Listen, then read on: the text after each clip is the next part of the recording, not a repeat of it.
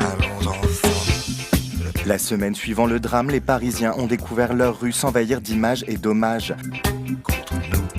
Et ceux qui ont l'habitude de recouvrir les sols et les murs de Paris sont là aussi. Signature et ego du graffeur ne sont pas la priorité. Ce qui prime, faire passer un message d'amour, de solidarité. Une phrase ressort plus que d'autres. Fluctuat nec mergitur, il est battu par les flots mais ne sombre pas, qui n'est autre que la devise de Paris. De nombreux graffeurs comme Seth ont repris ce credo parisien en marchant dans les pas du collectif Green Team qu'il avait apposé place de la République dès le lendemain des attentats. Moi suis amoureux de Paname. C'était une ambiance particulière, mais bon, soit on restait devant la télé, ou soit on faisait quelque chose. Cette petite phrase qu'on avait parfois l'habitude de mettre en sorte de signature sur les côtés de nos noms, cette fois-ci c'est elle qui prenait le devant. On a eu une démarche d'abord de deuil, on a pleuré nos morts, donc d'où l'utilisation d'une typo très simple, en latin, avec un code graphique noir, hyper minimaliste, comme un faire-part mortuaire. Il y a une notion d'hommage, et puis la troisième démarche, plus intuitive en fait, et instinctive, c'est une démarche de résistance, c'est un appel quoi. Je suis née dans le faubourg Saint-Denis.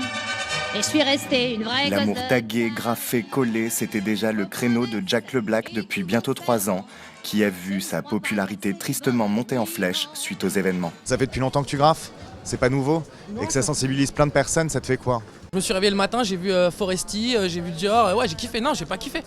J'ai pas kiffé de voir qu'il faut qu'il y ait des morts pour que des gens comme ça voient mon travail. C'est super dur pour un artiste.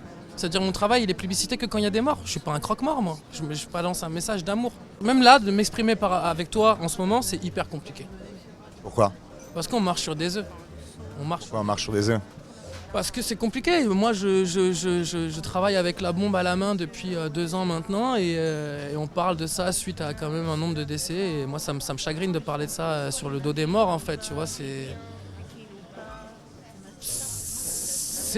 très compliqué pour une personne qui parle de paix, d'amour, de ce genre de choses, de se retrouver face à toi, tu vois, pour parler de ça dans la période actuelle.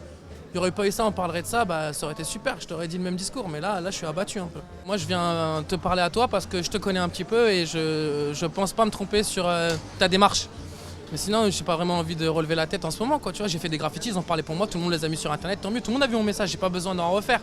Là je le fais parce que c'est par respect envers toi, avec Madame Solène aussi, tout ce genre de choses. Et puis je pense qu'on est même si on est très différents, on a un fond commun.